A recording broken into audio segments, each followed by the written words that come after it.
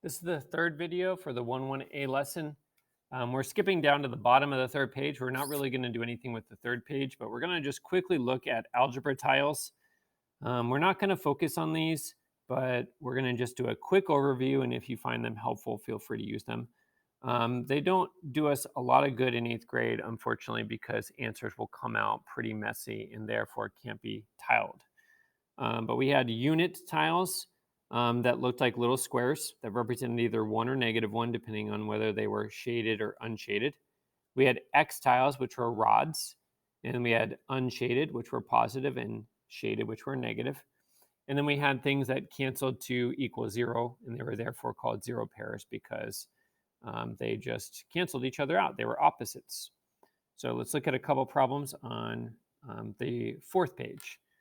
Here we have a tile problem. It says write the expression represented by the model. So going back to the first page, we defined a linear expression. And so this would be 5x plus -3x plus -6 plus 4. Or we could write 5x minus 3x minus 6 plus 4. Anything that's equivalent in the order of these terms does not matter. Next, we're going to simplify this. I'm not going to bother doing this with tiles. Again, some of these problems say to tile things, and we're not going to focus on that. So combining like terms, 5x plus -3x is 2x, and -6 plus 4 is -2. I sometimes like to do little markers like this for combining like terms. You don't have to do that. And we should also make note that that answer is the same as this answer, which is 2x minus 2. We will be in the practice, and we need to do this, which is getting our variable first in our linear expression. And these are linear expressions. They meet the definition on the first page of the lesson. Next, we're going to plug in this value for x, and it's important to note that we are plugging it into the simplified one. So we're plugging it into part B. Do not plug it into part A, especially as these get trickier, unless you really want a challenge and you want to check it. Okay, so we have 2 times 3/8 minus 2. So we're plugging it in for x, which means we're going to multiply. We either need a times dot or parentheses.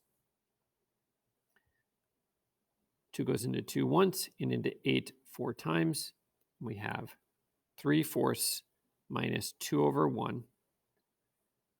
I'm running out of room vertical, so maybe I'll draw an arrow. I'm going to get my common denominator. 3/4 minus 8/4 is -5/4, or -1 1/4. If we have a fractional value here, we want to make sure we leave our answer as a fraction, even though the decimal -1.25 is equal. Number 10, we're going to do the same thing. We are going to ignore the model part.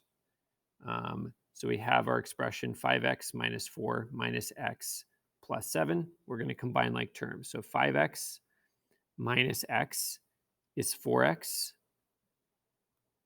and -4 plus 7 is 3. And there is our final answer, simplified with the x term in front. And then we're going to plug in 2/5. Here's another way to do that without parentheses. Double check what they're picking. These values are just random. This is not the solution, right? This is not an equation. It's an expression. It doesn't have a solution. And they're just picking a value for us to practice some PEMDAS and just math skills after having the summer off. So we've got 8/5. 4 times 2 is 8 over 5 plus 3 over 1.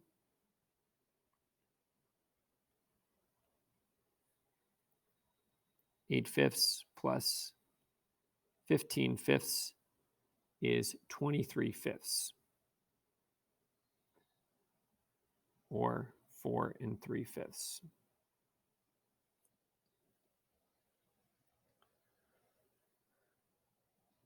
All right. Number 11, Oliver simplified the expression 8x plus 4 to be 12x. Did Oliver simplify this expression correctly? Think back to the last two problems and some things that you learned in 7th grade. And we're also going to try to infuse vocabulary. And if you forgot some of this vocab, that's okay. But whenever we answer an explain question in math, especially in BH, we're looking to hit some of these buzzwords or vocab words. And a lot of times on these error analysis problems, they're usually incorrect, and it's warning you to be careful about this. So I kind of just gave that away, that this is incorrect. So we'll put no.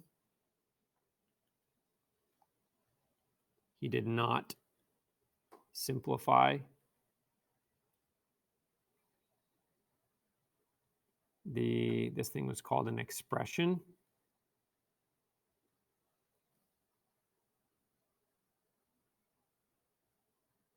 Correctly, because 8x and 4 are, wait for it, not like terms. 8x plus 4 is simplified. Right? That's kind of weird that this is actually fully simplified. That's the stopping point. It's a trick question. Last problem on the page, we're going to look at the distributive property.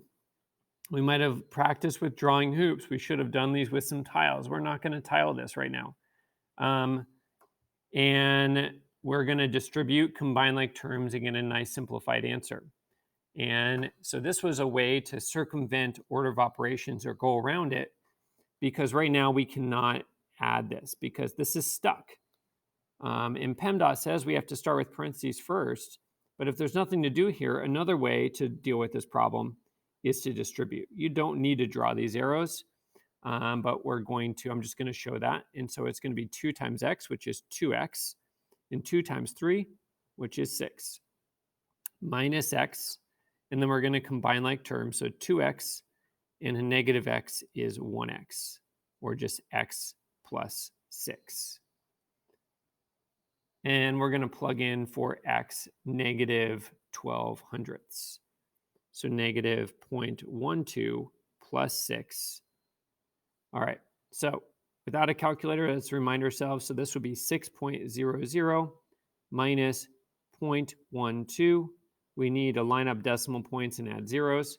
We already know our answer is going to be positive, I hope, because 6 has a larger absolute value than negative 12 hundredths, more dominant. And this is like $6, take away 12 cents. And we will start to borrow.